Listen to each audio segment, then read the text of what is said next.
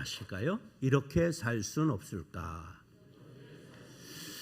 오늘 본문 말씀을 준비하면서 복음성가 하나가 생각났어요. 우리 다 같이 복음성가 한번 같이 부르면 좋겠습니다. 반주하시죠?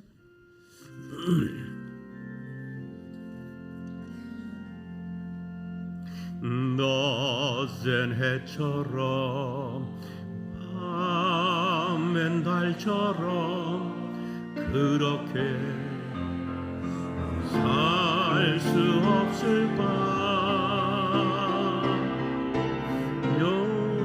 욕심도 없이 얻은 세상 비추어 온전히 남을 위해 살듯이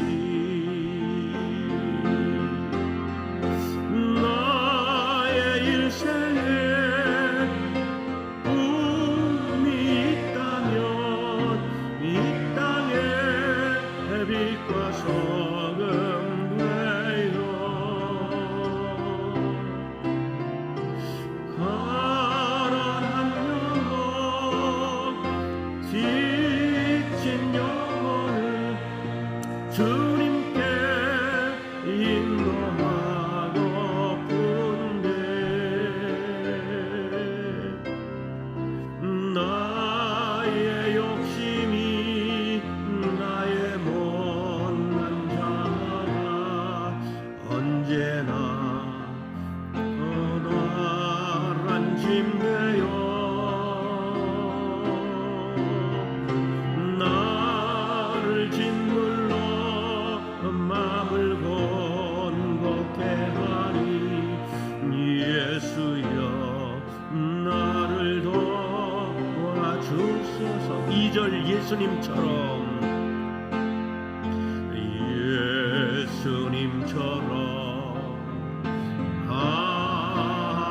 바울처럼 그렇게 살 순 없을까? 남을 위하여 당신들의 온몸을 온전히 버리셨던 것처럼 주의 사랑 베푸는 사랑 값없이 이어져주는 사랑 그러나 나는 주는 것보다 받는 것 더욱 좋아하니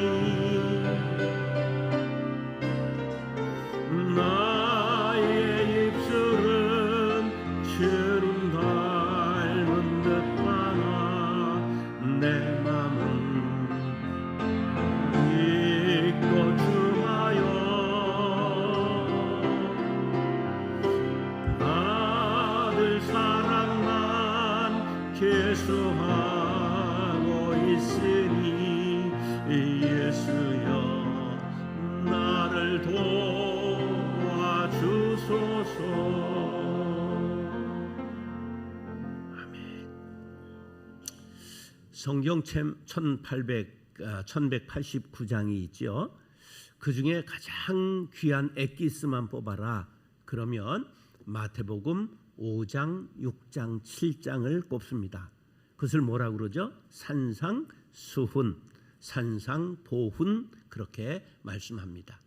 그런데 그 중에서도 윌리엄 바클레이가 오늘 본문 말씀을 기독교 윤리의 진수를 나타내는 부분이라. 그러니까 마치 이것이 왕관의 보석과 같이 가장 중요한 귀한 말씀이다. 그렇게 표현을 했습니다. 우리 그리스도인들이 지켜야 할 윤리의 본질을 함축하고 있다. 그렇게 볼 수 있습니다. 그런데 이 말씀을 읽다 보면 들으면 들을수록 과연 이렇게 지킬 수 있을까? 그러한 생각이 듭니다. 그렇습니다. 인간적으로 매우 힘든 내용이지요. 또 그렇게 하고 어떤 악한 세상을 살아갈 수 있을까 의구심이 드는 것도 사실입니다. 그러나 믿음의 선진들을 볼 때 불가능한 일은 아닙니다. 손양원 목사님은 아들 둘을 죽인 원수를 용서하고 양자로 받아들였습니다. 인간으로서는 할 수 없지만 성령께서 우리에게 임하시면 충분히 가능한 일이라고 생각합니다. 사랑하는 형제 자매 여러분, 오늘 말씀을 상고할 때 은혜 받고 성령 받아 말씀대로 사는 놀라운 변화가 우리의 삶 속에 일어날 수 있게 되기를 예수님의 이름으로 축원합니다. 따라서 복수심을 버려야 합니다. 복수심을 버려야 합니다. 2차 세계대전 후에 이제 일본을 점령한 미국의 메가다 장군이 일본군 점령군 사령관이 됐어요. 일본 점령군 사령관이 됐는데 이상하게 일본 천황을 처벌하지 않고 그대로 천황제도를 인정했습니다. 왜 그랬을까? 역사가들이 여러 가지 원인을 이야기하는 중에 아마 일본 사람들의 복수관을 염려했기 때문이다. 그런 것이 제일 우수한 설로 내려오고 있습니다. 1701년에 도쿠가와 막부 전성기였는데 쇼군 도쿠가와 스나요시가 천황에게 정월 축하 사신을 보내니까 또 천황이 그의 답례로 칙사를 보냈습니다. 그래서 그 대접하는 역할을 아사노라는 장군이 맡았는데 이 천황에게서 온 칙사가 이 아사노 장군을 계속 하대하고 무시를 했습니다. 그래서 이 분을 참지 못하고 칼을 뽑아서 그 기라라고 하는 기라 요시나가를 찔렀는데 그냥 죽지는 않았지만 큰 부상을 입게 되었습니다. 그러니까 쇼군이 굉장히 어렵게 됐어요. 왜? 천황의 칙사를 큰 부상을 입혔기 때문에. 그리고 이 쇼군이 있는 막사에서 칼을 뽑는 것은 불법으로 되어 있었습니다. 그렇기 때문에 당일에 쇼군이 자기의 신복이었지만 아사노에게 자결할 것을 명령했습니다. 그 명령에 따라 아사노는 할복하고 죽었습니다. 졸지에 그를 따르던 무사들과 그 많은 신하들이 집과 영지를 잃고 이제 낭인이 되었습니다. 그 낭인 중에 46명의 무사가 우리가 죽은 아사노를 위해서 복수를 할 것을 다짐하고 1년간 그들이 조심히 준비했다가 12월 24일 해를 넘겨 그 다음에 12월 14일 날 기라의 저택을 급습해서 그의 목을 베는데 성공했습니다. 그러나 그 46명의 사무라이는 즉시 전부 할복하고 말았습니다. 이것이 바로 그 주군에 대한 충성을 대표하는 것이다. 일본인들은 그들에게 상당히 그들의 죽음을 기리게 되었고 충신장, 일본말로 주신구라라고 하는 소설이 나오고 영화가 돼서 충과 의의 사표로 일본 국민들의 정신이 되었던 것입니다. 이것을 메가더가 두려워해서 천황을 그대로 살렸다. 그렇게 역사가들이 말하는 것이죠. 세상은 아주 당당하게 복수하는 것을 자랑스럽게 생각하고 높이 의롭다고 추워줍니다. 구약 성경에도 그런 것이 많이 나옵니다. 오늘 예수님이 그것을 가지고 말씀하신 것입니다. 38절 시작. 눈은 눈으로 이는 이로 갚으라 하였다는 것을 너희가 들었으나 너희가 들었다. 율법에서 너희들이 들었지 않느냐? 그 율법이 뭐냐면 출애굽기 21장 24절입니다. 시작. 눈은 눈으로 이는 이로 손은 손으로 발은 발로. 또 레위기 24장 20절 시작. 상처에는 상처로 눈에는 눈으로 이에는 이로 갚을지라 남에게 상해를 입힌 그대로 그에게 그렇게 할 것이며. 신명기 19장 21절 시작. 내 눈이 긍휼히 여기지 말라. 생명에는 생명으로 눈에는 눈으로 이에는 이로 손에는 손으로 발에는 발로이니라. 이 율법을 탈리오의 법칙이라 그렇게 말합니다. 고대 근동지방의 보편적인 법률이었습니다. 탈리오의 법칙이란 피해자가 입은 피해와 같은 정도의 손해를 가해자에게 가한다는 보복의 법칙인데 우리말로 동해보복법이라 그렇게 말합니다.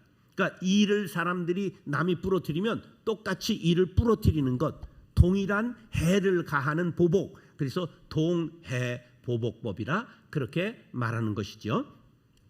자, 한번 생각해 보세요. 이게 굉장히 현대적으로 보면 잔인하게 생각되잖아요. 자, 누가 우리 아이를 잘못해서 뼈를 부러뜨리게 했어요. 그럼 그 아이의 뼈를 어떻게 해야 돼요? 부러뜨리는 거예요. 굉장히 잔인한 것 같죠? 그런데 학자들은 이게 잔인한 게 아니라 더 이상의 사회적 그 위험이 따라오는 것을 막기 위한 최소한의 법이었다, 그렇게 말합니다. 무슨 얘기냐 하면 사람의 마음은 남이 내 눈 하나를 찔러서 상하게 했어요. 그럼 요거 하나만 갖고 싶어요? 둘 다 파고 싶어요? 여러분들은 뭐 그냥 아이 됐어요 그리고 말겠지만 저 같으면 둘을 다 파버릴 것 같아요. 이게 사람의 본심이잖아요. 그러니까 그런 악순환을 막기 위해서 최소한의 보복을 한정했다, 이렇게 학자들이 법 해석을 하는 거죠. 자, 인류 최초의 법이 발견된 것이 3700년 전 함무라비 법전입니다. 1901년 프랑스 탐험가가 이란의 오래된 수도 수사에서 높이 큰 저런 2m 25되는 검은 화강암을 발견했는데 거기에 저렇게 법이 282개 조항이 그림원어로 전부 그려져 있는데 저거를 해석해 봤더니 이런 내용들이 들어있어요. 아들이 그의 아버지를 때렸을 때에는 그 손을 자른다. 여러분의 자식 중에 몇 명은 오늘 손목 나가야 될 것 같아요. 자, 그 다음에 자유인의 눈을 뺀 자는 그 눈을 뺀다. 자유인의 뼈를 부러뜨린 자는 그 뼈를 부러뜨린다. 노예가 자유인의 뺨을 치면 그 귀를 자른다. 이런 보복법이 그렇게 3700년 전에 기록되어 있어요. 이것이 율법에도 기록되어서 예수님 당시까지 그대로 적용되고 그대로 행해지고 있었다, 그런 말이에요. 그런데 충격적인 것은 2000년 이상 전에 온 것을 예수님이 그렇게 하지 말아라, 복수하지 말지라, 그렇게 충격적인 말씀을 던진 것입니다. 자, 율법에는 보복을 일종의 의무로 생각했습니다. 그런데 예수님이 완전히 바꾸어 놓으신 것입니다. 복수하는 것이 문제를 해결하는 방법이 아니라 작은 불씨를 큰 불씨로 키우는 것이다. 무익한 것이도 위험한 것이요, 이것을 깨우쳐 주신 것입니다. 이는 영적 성장을 파괴하는 치명적인 행위임을 일깨워 주셨습니다. 우리가 악한 자에게 불의한 일을 당하거나 억울한 일을 당했을 때 우리의 마음속에 불같은 복수심이 일어나게 마련입니다. 이러한 복수심은 대부분 자신이 당했던 것보다 더 크게 복수하고 나서야 마음의 불이 꺼지게 마련입니다. 따라서 복수심은 다른 악과 복수심을 불러일으키는 악순환을 가져오는 것입니다. 만일 이러한 악순환이 계속된다면 개인뿐만 아니라 사회는 더 큰 재난과 불행을 당하게 마련입니다. 그래서 세상이 파멸에 이르게 마련입니다. 이런 까닭에 주님은 복수를 금하신 것입니다. 혹시 여러분들의 마음속에 복수의 칼을 갈고 돌을 들고 있는 분이 있다고 한다면 이 시간 그것을 다 내려놓을 수 있게 되기를 간절히 바랍니다. 예, 자 보세요. 남편을 한 30년 이상 살면 남편의 이름이 네 자로 바뀌는 건 아시죠? 뭐라고 불러요? 백년 왼수, 이렇게 되는 거예요. 예. 아닌 것 같이 그렇게 있는데, 예. 그리고 마나님은 두 자로 바뀌죠. 마귀, 할멈, 이렇게 되는 거예요. 예. 가까운데 원수들이 사실 있죠. 예. 멀리 있는 건 아니에요. 그리고 시어머니 싫다고 시금치도 안 먹는 사람 봤어요. 그럴 필요 없죠. 요새는 며느리살이 하죠. 우리가 주변에 마음의 응어리들이 있지요. 그러나 그것을 내려놔야 내 신앙이, 내 인격이 나아지는 것이지, 그걸 품고 있으면 내가 죽어요. 그래 이게 남을 위해서 하라는 게 아니라 사실은 누구를 위해서 해야 된다? 나를 위해서 하라고 예수님 말씀하신 거예요. 우리 뇌가 똑똑한 것 같아도 뭐를 모르냐면 주어를 몰라요. 그 유를 욕하고 유를 막 씹고 있으면 저 사람이 죽을까요? 쓴물이 내게 나와서 내가 죽을까요? 내가 죽는 거예요. 뇌가 뭐를 모르기 때문에 주어를 몰라요. 그렇기 때문에 복수심을 내려놓아라 말씀하시는 거죠. 자, 로마서 12장 19절 시작. 내 사랑하는 자들아 너희가 친히 원수를 갚지 말고 하나님의 진노하심에 맡기라. 기록되었으되 원수 갚는 것이 내게 있으니 내가 갚으리라고 주께서 말씀하시느니라. 할렐루야. 사랑하는 형제 자매 여러분, 복수하는 것은 세상적 해결 방법입니다. 하나님의 방법은 용서하는 것이요 사랑하는 것입니다. 우리 모두 그 누구라든지 마음에 품고 있는 그 사람을 오늘 이후로 용서하고 사랑함으로 문제를 해결받는 예수님의 제자, 하나님의 자녀들이 될 수 있기를 예수님의 이름으로 축원합니다. 다시 선으로 악을 이겨야 합니다. 자, 말이 그렇지 악한 사람을 선으로 대하는 것 결코 쉽지 않아요. 그러므로 말씀에 순종하는 연습을 해야 합니다. 러스킨이 이런 말했어요. 선은 증오에서는 생길 수 없을 뿐더러 다른 데서 빌려올 수도 없다. 오직 사랑에 의해서만 행할 수 있는 것이다. 오늘 본문에 나타난 구체적인 말씀들은 세상의 상식과 기준에 크게 벗어나서 따르기가 어렵습니다. 아니 무슨 농담을 그렇게 하실까? 그런 생각할 수 있어요. 이 말씀을 주님의 명령이라고 생각한다면 지켜야 하고 또 지킬 수 있게 될 것입니다. 39절로 41절 시작. 나는 너희에게 이르노니 악한 자를 대적하지 말라. 누구든지 네 오른편 뺨을 치거든 왼편도 돌려대며 또 너를 고발하여 속옷을 가지고자 하는 자에게 겉옷까지도 가지게 하며 또 누구든지 너로 억지로 오리를 가게 하거든 그 사람과 심리를 동행하고. 자, 39절에 오른편 뺨을 치거든 뭐를 돌려대라고요? 왼편을 돌려대라. 이건 실물로 요 두 사람을 딱 여기다 하고 해야 되는데 마땅한 게 이제 부목사님들을 불러내서 서로 치라고 그래야 되는데 그건 너무 할 것 같아서 자, 옆 사람을 마주 보세요. 옆 사람을 마주 보면서 오른편 뺨을 때려 보세요. 앞 사람을 오른편 뺨을 때려 보세요. 오른편 때릴 수 있어요? 없어요? 손바닥으로 못 때려요. 그러니까 오른편 뺨을 때릴 땐 어떻게 때려야 돼요? 등으로 때려야 되는 거예요. 이걸 귀싸대기를 갈긴다고 그러는 거예요. 예, 요렇게 싸대기를 갈겨야 되는 거야. 근데 이게 탈무드에 이것이 손등으로 사람을 치는 것은 손바닥으로 때리는 것보다 2배의 모욕을 주는 것이다. 이렇게 해설이 딸려 있어요. 그렇잖아요.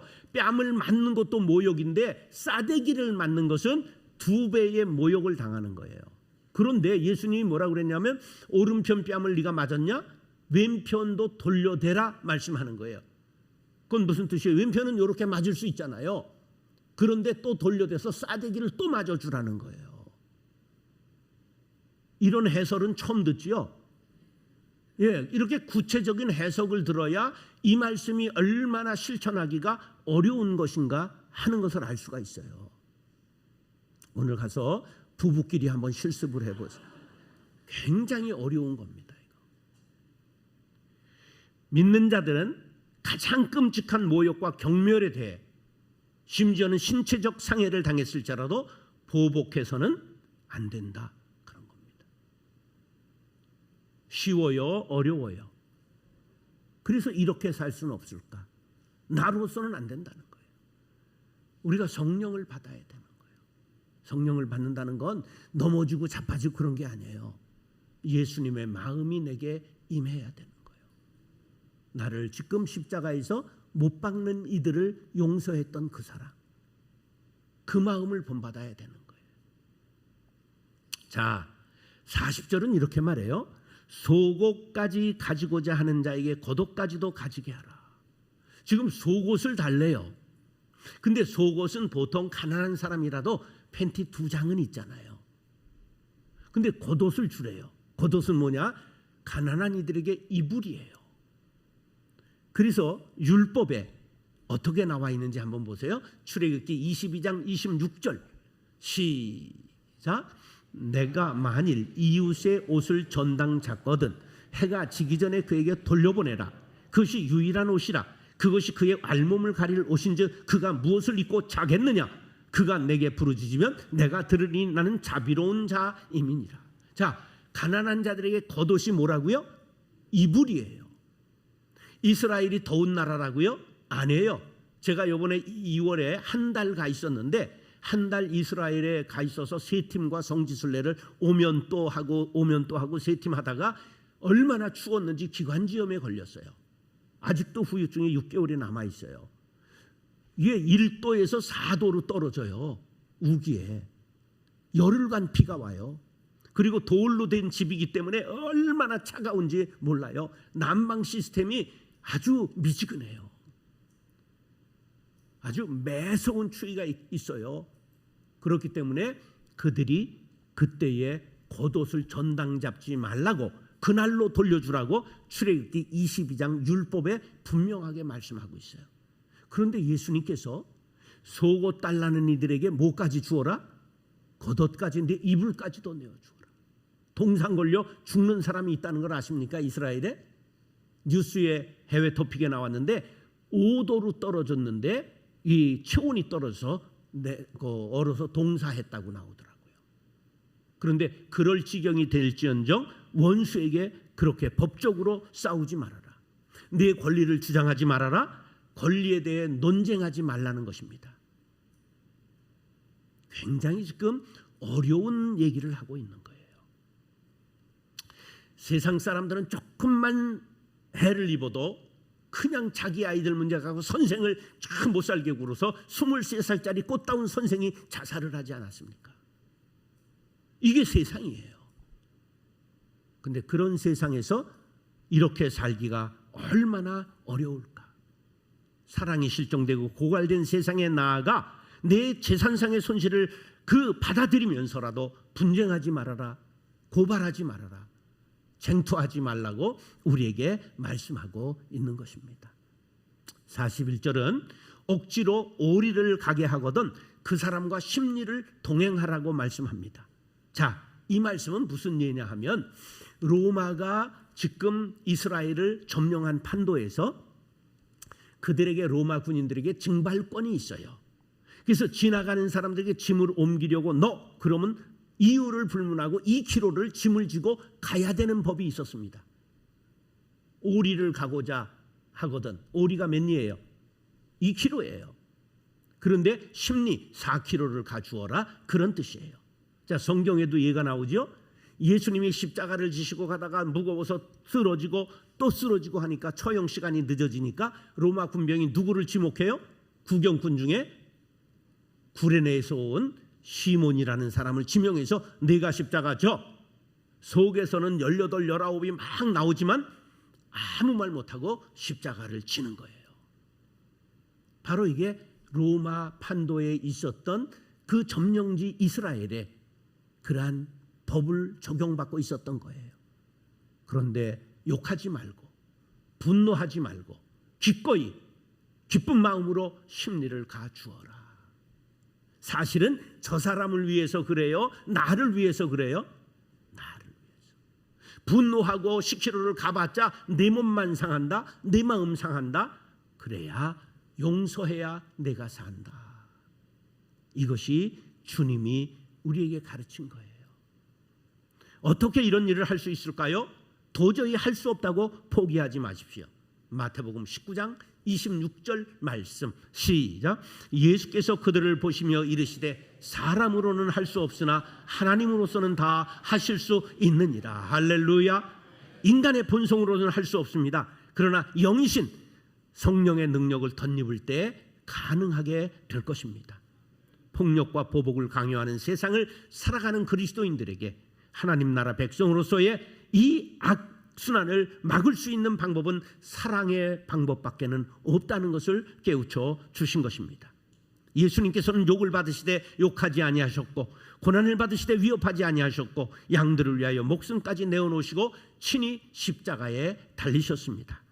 예수님의 제자들은 이 십자가의 길을 가야 마땅합니다. 베드로전서 3장 17절 시작. 선을 행함으로 고난받는 것이 하나님의 뜻일진데 악을 행함으로 고난받는 것보다 나으니라. 아멘. 사랑하는 형제 자매 여러분, 세상의 가치관을 본받지 마시고 말씀의 가치관, 하늘의 가치관을 본받아 따르기로 작정하시면 아멘 하시기 바랍니다. 그래서 선으로 악을 이기는 저와 여러분들이 될 수 있기를 예수님의 이름으로 축원합니다. 따라서 사랑으로 아낌없이 주어야 합니다. 자, 우리의 생활 속에 가장 자신을 아낌없이 주는 것을 소라고 말하지요. 그래서 옛 어른들은 소를 생구라고 말했어요. 생구는 뭐냐 하면 이게 하인이나 노예를 생구라고 말했어요. 그러니까 소를 사람 취급했다는 거지요. 자, 소는 고기를 내어줍니다. 내장을 내어주지요. 뼈는 설렁탕, 곰탕, 꼬리는 꼬리곰탕, 그리고 가죽은 옷을 만들고 우리 생활용품을 만들지요. 뿔은 장식용으로 쓰지요. 소똥도 거름에 쓰잖아요. 완전히 100% 씁니다. 살아있을 때는 농사철에 밭을 갈게 하고, 그리고 짐을 운반할 때 수레를 끌게 하고, 이제 아들이 대학 가면 학비에 보태기 위해서 팔아서 학비에 쓰기 때문에 대학의 건물을 옛날 무슨 탑이라고 그랬죠? 우골탑이라고 불렀어요. 소뼈로 세운 학교다, 그런 뜻이에요. 자, 그래서 우리 속담에 소는 농가의 조상이다, 그렇게 말을 하기도 했습니다. 정말 인간을 위해 아낌없이 내어주는 존재, 예수님은 우리들에게 이런 존재가 되어 주신 것입니다. 42절 시작. 네게 구하는 자에게 주며 네게 구고자 하는 자에게 거절하지 말라. 자, 이거 실생활에 굉장히 어려운 말이에요. 근데 이 말씀이 복수를 하지 말라는 새로운 계명을 완성시키는 결정판입니다. 왜냐하면 이것은 타인의 요구가 옆에 일어날 수 있는 즉시적인 일이기 때문에 그러합니다. 돈을 빌려달라, 그럴 때 이것은 있는 사람이 빌려달라겠어요? 없는 사람이 빌려달라고 그러겠어요? 없는 사람이에요. 그래서 이것은 돌려받을 가능성이 없는 사람의 요구를 거절하지 말라는 말이에요. 정말 어려운 말이에요. 우리말에 있죠. 돈 꿔주고 뭐가 된다? 원수 되지요. 예. 서서 주고, 예? 앉아서 주고 어떻게 받죠? 서서 주지요. 무릎 꿇고 받아야 될지도 몰라요. 그게 세상이에요. 자, 그래서 누가복음 6장에 이렇게 말씀하지요. 시작. 너희가 받기를 바라고 사람들에게 구워주면 칭찬받을 것이 무엇이냐? 죄인들도 그만큼 받고자 하여 죄인에게 구워주느니라. 오직 너희는 원수를 사랑하고 선대하며 아무것도 바라지 말고 구워주라. 그리하면 너희 상이 클 것이요 또 지극히 높으신 이의 아들이 되리니 그는 은혜를 모르는 자와 악한 자에게도 인자하시니라. 너희 아버지의 자비로우신 같이 너희도 자비로운 자가 되라. 아멘. 예수 그리스도의 복음의 핵심은 은혜입니다. 오늘 우리가 은혜라는 복음성가 불렀죠. 작년에 제일 많이 부른 복음성가가 뭐냐면 은혜라고 하는 거예요. 아무런 대가 없이 모든 것을 나누어 주는 은혜에 보답하는 삶을 살아야 되는 것이 우리 그리스도인들입니다. 요한일서 4장 11절 시작. 사랑하는 자들아, 하나님이 이같이 우리를 사랑하셨은즉 우리도 서로 사랑하는 것이 마땅하도다. 아멘. 잘한 일이 아니에요. 마땅하다는 건 기본했다, 그런 말이에요. 고스톱으로 말하면 몇 점 했다는 거예요? 3점 했다, 그런 거예요. 예, 이것이 서로 사랑하는 것이 기본이에요. 기본. 이거를 우리가 지키지 못하고 신앙인이라고 생각하는 것을 부끄럽게 생각해야 합니다. 많은 사람들이 예수님의 가르침보다는 세상의 가르침을 따르려고 합니다. 왜? 비싼 밥 먹고 내가 손해보고 사느냐, 그런 말들 하지요. 우리는 예수의 기준, 성경의 기준을 따라가리라 마음의 다짐을 해야 합니다. 세상의 기준을 따라 살면 쉽게는 갈 수 있으나 신앙의 인격자는 될 수가 없다는 사실을 알아야 합니다. 차원 높은 수준으로 영적인 사람이 되어 살아가려면 희생하는 삶을 살아야 가능합니다. 우리는 주님이 제시한 기준이 높고 어려워도 그것을 가기 위해 힘들고 어려워도 가야 하는 제자들입니다. 그럴 때 우리가 하나님의 임재를 경험하고 다른 차원으로 자신이 성장하는 것을 경험하게 될 것입니다. 그것을 장려하면서 베드로 사도는 우리에게 이런 말씀을 주셨습니다. 베드로후서 1장 시작. 이로써 그 보배롭고 지극히 큰 약속을 우리에게 주사 이 약속으로 말미암아 너희가 정욕 때문에 세상에서 썩어질 것을 피하여 신성한 성품에 참여하는 자가 되게 하려 하셨느니라. 그러므로 너희가 더욱 힘써 너희 믿음의 덕의 지식을, 지식의 절제를, 절제의 인내를, 인내의 경건을, 경건의 형제 우애를, 형제 우애의 사랑을 더하라. 할렐루야. 조건 없이 베푸는 것 어려운 일이지만 말씀에 순종하여 아낌없이 주고 베풀 때 하나님의 성품에 참여하는 자가 된다는 말씀입니다. 그렇게 되기를 원하시면 아멘. 우리가 기쁨으로 주는 자가 되시기 바랍니다. 하나님은 즐겨내는 자를 기뻐하십니다. 받는 사람의 인격까지도 헤아려 품위가 손상되지 않도록 주는 배려도 필요합니다. 아낌없이 주는 자는 행복을 누릴 수가 있습니다. 나무 한 그루가 있었습니다. 소년이 그 나무를 좋아해서 나무를 올라타고 그곳에서 노는 쉼터가 되었습니다. 소년은 나무를 무척 사랑했고 나무도 소년을 사랑하고 행복해했습니다. 그러다 소년이 성장하면서 나무와 좀 멀어졌습니다. 나는 나무를 올라가 놀기엔 이제 너무 컸는걸. 그런데 내가 돈이 좀 필요해. 여러 물건도 사고 멋있게 옷도 사 입고 즐기고 싶어. 너는 나에게 돈을 좀 줄 수 있겠니? 그때 나무가 말했습니다. 내 열매를 따서 팔면 돈을 마련할 수 있을 거라고. 그래서 그 소년은 사과를 따서 나무 곁을 떠났습니다. 그래도 나무는 소년에게 무엇인가 해줄 수 있어서 행복했습니다. 한참 시간이 지나 장년이 된 소년은 아낌없이 주는 나무를 찾아와 말합니다. 나는 결혼했고 아이들이 있어 나를 따뜻하게 감싸줄 집이 필요해. 그때 나무가 말했습니다. 내 가지를 베어다가 집을 지으라고. 소년은 나무의 가지를 모두 베어다가 나무 곁을 떠나 집을 지었습니다. 이제 오랜 세월 흘러 노인이 된 소년이 나무를 또 찾아옵니다. 나를 멀리 태워다 줄 한 척의 배가 필요하다고. 그때 아낌없이 주는 나무가 자기 몸통을 베어 배를 만들면 저 바다를 건널 수 있다고 말했습니다. 소년은 다시 나무의 몸통마저 베어 갔습니다. 더 오랜 세월이 지나 완전히 노인이 된 소년은 나무를 찾아왔습니다. 이제 나는 더 이상 너에게 해줄 것이 없어. 나무는 미안하다고 말했습니다. 노인이 말합니다. 나는 늙어서 사과를 씹어 먹을 수도 없고 그네를 타기엔 늙은 나이라 이제 조용히 앉을 곳이 필요해.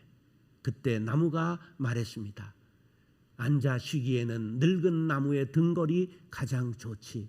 여기에 앉아 쉬라고 말했습니다.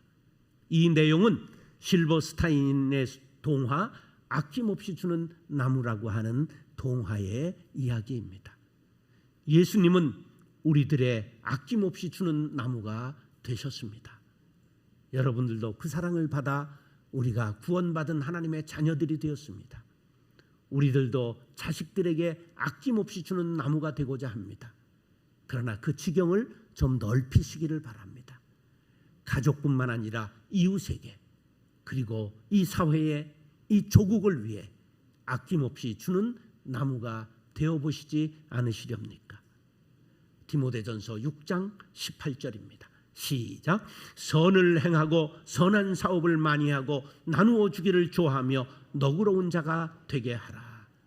사랑하는 형제 자매 여러분, 사랑은 아낌없이 주는 것입니다. 아낌없는 사랑을 받아 구원받은 우리들은 마땅히 줄 수 있는 사람이 되어야 합니다. 예수님을 닮아 아낌없이 주는 나무들이 될 수 있기를 예수님의 이름으로 축원합니다. 따라서 이렇게 살 수는 없을까? 복수심을 버려야 합니다. 선으로 악을 이겨야 합니다. 사랑으로 아낌없이 주어야 합니다. 기도하겠습니다.